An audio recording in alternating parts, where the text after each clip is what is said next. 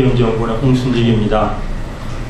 먼저 도 대표님의 그 제안에 대해서 굉장히 좋은 아이디어라고 생각하고, 또 통일 논의에 대한 실제적인 그 어떤 준비에 불을 지피는 그런 불씨가 될 수 있지 않나 그렇게 생각을 했습니다.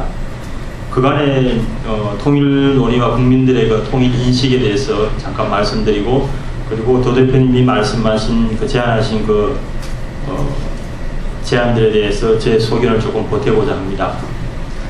사실 그 통일 논의의 주요 내용은 통일 편익이 큰가 비용이 더 많은가에 대한 어떤 통일의 필요성, 많은 사람들이 통일 편익이 크다면 당연히 통일을 해야 된다고 하겠지만, 또 한편으로는 그러면 아무리 그 큰 이익이 있다 하더라도 비용을 누가 분담할 것이냐 하는 그런 것에 대한 통일의 필요성과 통일 재원에 대한 분담이 통일에 대한 그 주요 논의의 핵심이라고 할 수 있겠습니다.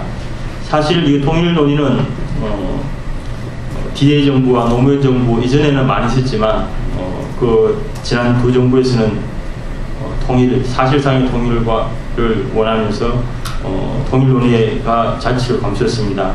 그러나 지난해 이명박 대통령께서 8.15 경축사에서 통일세와 3대 공동체 통일 구상이 제안된 이후에 우리 사회의 통일에 대한 국민적 관심이 크게 증대하였고, 또한 동시에 그 통일 비용에 대한 국민들의 심리적 부담도 다소 커지지 않았나 생각됩니다. 이것은 기존의 통일 비용 논의가 통일 편익 분석을 등한시하고 국민들이 분담해야 할 비용에만 초점이 맞춰져 있었기 때문에 통일에 대한 부정적 인식이 확산되었고, 그로 인해서 이런 국민들의 심리적 부담으로 통일 비용에 대한 부담이 커졌지 않나 생각됩니다. 다시 말해서 국민적인 부담과 지출 개념의 통일 총 비용만을 분석하고 막대한 유무형의 이익이 발생하는 통일 편익 분석은 제대로 하지 않음으로써 통일 순비용이나 통일 순편익에 대한 그런 개념이 부족했다고 생각합니다. 특히 도 대표님이 논문에서도 제시하셨다시피 각종 여론조사에서 많은 국민들이 통일에는 공감하나 비용 부담에는 다소 소극적인 것으로 나타났습니다. 매우 안타까운 현실이라고 할 수 있겠습니다. 제가 소속해 있는 현대경제연구원, 저희들은 분기별로 전문가들의 통일의식과, 그리고 이제 또 한편으로는 1년에 한 번씩 국민들의 통일 인식을 조사하고 있는데, 표에도 나와 있다시피 거의 국민들의 대부분 약 한 97%가 부담하고 싶지 않거나 설사 부담한다 하더라도 연 10만원, 결국 한 달에 한 8, 9천원도 부담하지 않겠다고 응답하였습니다. 그리고 통일 수준에 있어서도 남북이 하나 되는 완전한 통일보다는 자유로운 왕래 수준이면 되겠다 하는 게 전체 한 40% 이상으로 소극적인 견해가 제일 많았고, 그냥 현 상태로 있지 뭐 하는 이 정도의 사람도 10%나 차지했습니다. 이러한 시점에 있어서 통일 논의에 대한 실제적인 준비라고 할 수 있는 통일 재원 조달에 대한 민간의 자발적인 참여 유도 방안 제안 논의는 매우 바람직하고 통일에 대한 국민적 관심을 높이는 데 유익할 것으로 생각합니다. 도 대표님께서 세 가지 제안을 하셨는데, 통일금융상품 개발, 통일준비기업의 북한개발기금成立, 통일복권 발행, 그리고 이러한 세 가지 제안과 운용 방안에 대해서는 저도 전적으로 동감하고 매우 유익한 아이디어라고 생각합니다. 특히 비과세 또는 세금 우대 금융상품을 통해서 이자 소득의 일부분을 통일기금에 출연하고자 하는 통일금융상품 개발의 제안은 매우 흥미롭다고 생각합니다. 이것은 국민 입장에서는 기존의 비과세 및 세금 우대 상품 가입 한도 이상의 세금 혜택을 줌으로써 여기서 얻는 금융 수입을 기부하고 개개인은 금융소득 감소가 없으면서도 통일 기반에 조성한다는 뿌듯한 걸 자부심을 갖게 될 것입니다. 국민의 개개인의 그 자발적인 참여와 부담 최소화 측면에서 매우 긍정적이라고 생각합니다. 다만 도 대표님이 제안하신 여러 가지 제안들은 실현 가능성과 현실성 측면에서 몇 가지 우려와 의문점이 제기되고 재원 조달에 대한 저희 추가적인 의견을 보태고자 합니다. 그러나 제가 이하에서 말씀드리는 의견은 도 대표님을 전면 부정하는 것이 아니라, 이러한 좋은 훌륭한 제안들이 보다 발전돼 가지고 훌륭한 법률 개정이나 이런 보완 추진하는 과정에서 보탰으면 하는 소견입니다. 또 일부는 제가 혹시 도 대표님의 그 제안을 잘못 이해하고 말씀드리는 내용도 있을 수 있으니 나중에 토론하는 과정에서 제가 혹시 잘못 이해한 게 있으면 지적해 주시기 바랍니다. 먼저 통일금융 상품이 비과세 또는 세금 부대 상품일 경우에는 기존의 개인별 가입 한도를 1억으로 늘려야 하는데 이럴 경우 금융소득 과세에 대한 정부의 재정 수입이 감소하지 않을까. 그러지 않아도 재정 적자가 지금 우려되는 상황인데, 또한 이자 소득 일정 비율의 통일기금 출연이 의무적인가 아니면 자발적인가 하는 문제는 향후의 재원 확충 규모에 매우 중요한 변수가 될 것으로 생각합니다. 대표님은 자발적인 참여와 부담 최소화라고 하셨는데, 소액의 통일금융 상품 가입자인 경우는 예컨대 그 수익이 한 100만원 되면 10만원 정도는 하겠지만, 아주 큰 액수일 경우에는 과연 자발적인 참여에서 얼마나 많은 사람들이 그거 할까? 이럴 경우에는 당초에 목표한 금액의 재원 조달에 차질이 있었지 않겠나 하는 생각입니다.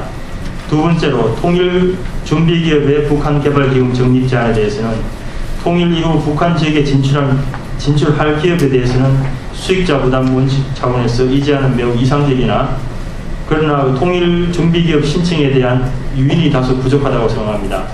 대표님의 구상은 통일 준비기업으로 등록해서 순이익의 일정 비율을 10년간 기금으로 적립하면 그 비율만큼 법인세를 감면해주고, 통일 이후에 그 기업이 진출할 경우에는 자금 우선 지원한다는 것입니다.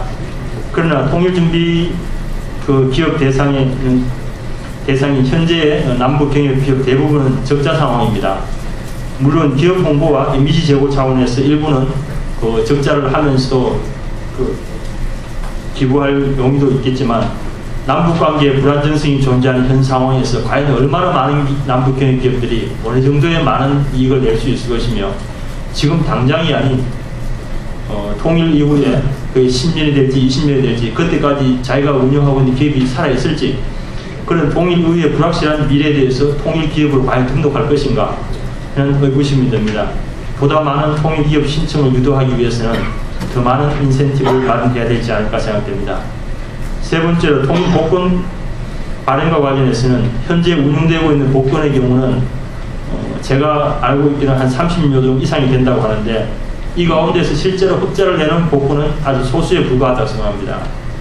그리고 복권이 또 계속적으로 이제 경쟁적으로 남발되고 판매액과 수익률이 매년 감소하고 있다고 하는데, 통상적으로 복권의 경우에는 그 복권 판매 총액의 50%는 무조건 당첨금으로 지급하고 25%는 인쇄비나 판매상들의 수수료, 관리비 등으로, 그리고 나머지 20%는 기금이나 출연금으로 적립되는 상황입니다.